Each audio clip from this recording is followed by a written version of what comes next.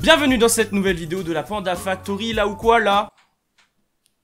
Aujourd'hui nous allons travailler sur le loup-garou de Maubeuge, projet proposé par Bellorore. Bonjour. Il est là mais il est pas là, donc mais il est là, hein, vous en faites pas. Hein. Et aujourd'hui on va travailler sur la carte du guerrier, carte qui sera là pour remplacer le chasseur. Mais avant de commencer, on a quelques petites informations à vous donner, à commencer par ce décor, qui n'est pas le décor habituel, cher Panda. Effectivement, nous sommes nous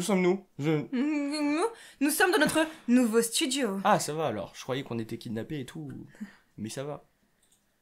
Bien évidemment, ce n'est pas ouf pour le moment, mais bon, on commence tout juste à l'aménager et vous allez voir, on va faire quelque chose de super à l'intérieur. Ça va être yimbe. Et la deuxième information, on va vous parler de Utip. Il faut savoir que Utip a rencontré des problèmes financiers dernièrement. L'une des raisons qui a causé ces problèmes financiers, c'était le Covid-19. Ils ont rencontré pas mal de soucis et du coup ils ont pris une décision qui pour nous est assez déplorable, c'est qu'ils ont décidé de couper les publicités sur Utip. Je sais que beaucoup d'entre vous utilisez le système de publicité, mais si vous le souhaitez, notre Utip est toujours à disposition, vous pouvez toujours faire des dons et à nous ça va nous permettre d'utiliser l'outil Overlay qui met à disposition des créateurs, surtout en stream, où vous pourrez apparaître quand vous faites des dons, quand vous vous abonnez. C'est un outil qui est super cool pour les créateurs, donc on continue d'utiliser Utip malgré tout, juste l'outil des pubs n'existe plus malheureusement. Apparemment, ils ont une idée derrière la tête. On ne sait pas encore ce que c'est, mais on va être prévenu dans le ballon et on vous redonne des nouvelles dans tous les cas. On va donc pouvoir commencer la vidéo, mais comme d'habitude, n'hésitez pas à liker et commenter la vidéo et surtout à vous abonner et à activer la cloche. On vous rappelle les objectifs, on essaye de passer la barre des 2000 abonnés avant la fin de cette année et à 5000 abonnés, je me rase la tête et ça va être bien. Abonnez-vous. Avons-nous encore quelque chose à dire, cher Panda? Pas du tout. Alors on commence? Qu'est-ce qu'on attend? C'est parti!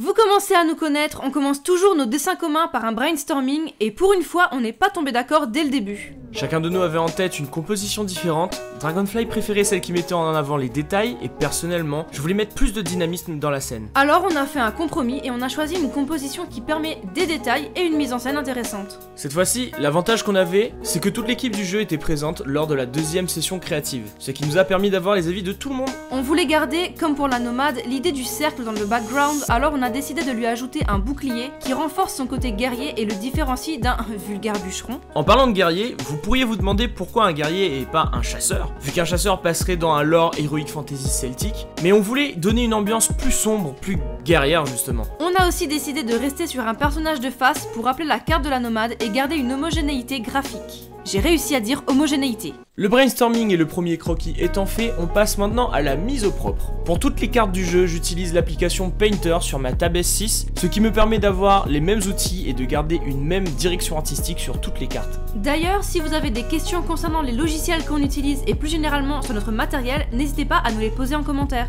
Et en ce qui concerne le matériel, je vais pas rester longtemps sur ce point, mais j'aimerais souligner le fait que la Tab S6 est un outil très puissant pour les créatifs, mais qu'il est malheureusement peu connu et utilisé sur YouTube, c'est Damoge. Sur le dessin final, on a légèrement changé la position de la hache pour la mettre plus en valeur et rendre la position plus réaliste. Ayant appris de la dernière carte, je n'ai pas dessiné trop de détails sur le croquis pour ne pas avoir à changer la taille de mon trait. On est ici sur un canvas de 512 par 512 pixels, c'est pas énorme, mais c'est la taille requise pour le jeu. C'est assez perturbant de travailler avec un canvas aussi petit, j'ai plutôt l'habitude de travailler sur du 4000 par 4000, donc quand j'ai commencé les cartes, j'ai dû m'adapter au petit format. Pour le coup, je n'ai pas vraiment pu travailler autant que je l'aurais voulu sur cette carte puisqu'on n'avait vraiment pas de temps à perdre et que je me suis concentrée sur le montage de cette même vidéo.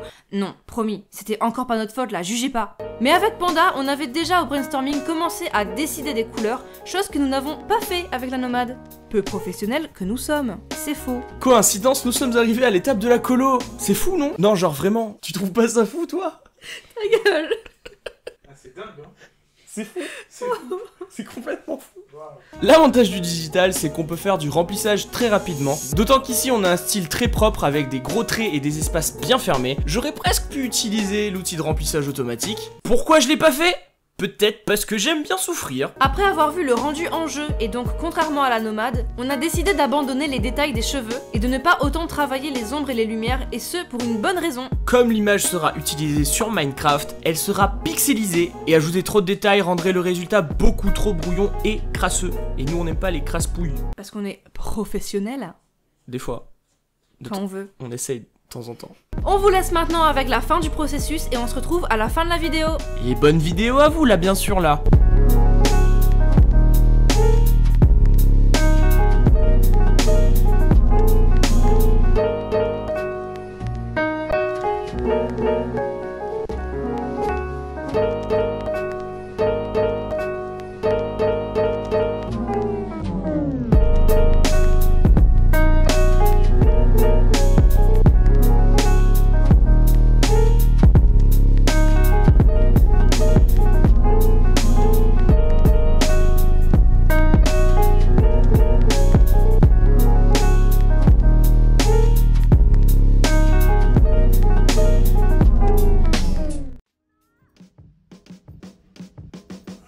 On espère que cette vidéo vous aura plu et que vous avez apprécié la carte du guerrier. Si vous voulez retrouver cette carte terminée, elle est sur notre Instagram qui s'affiche maintenant à l'écran.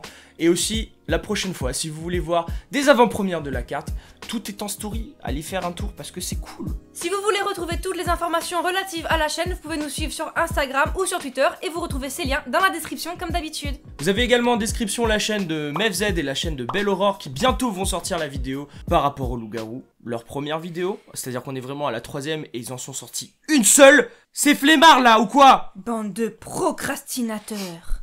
C'était Dragonfly et Pandatomic avec toute la Why Not et on se retrouve mercredi prochain pour la prochaine vidéo. Out! Je fais la musique de l'intro. Clique sur les autres vidéos. La prochaine c'est mercredi pro. Mercredi pro, hey, yeah. Je fais la musique de l'intro.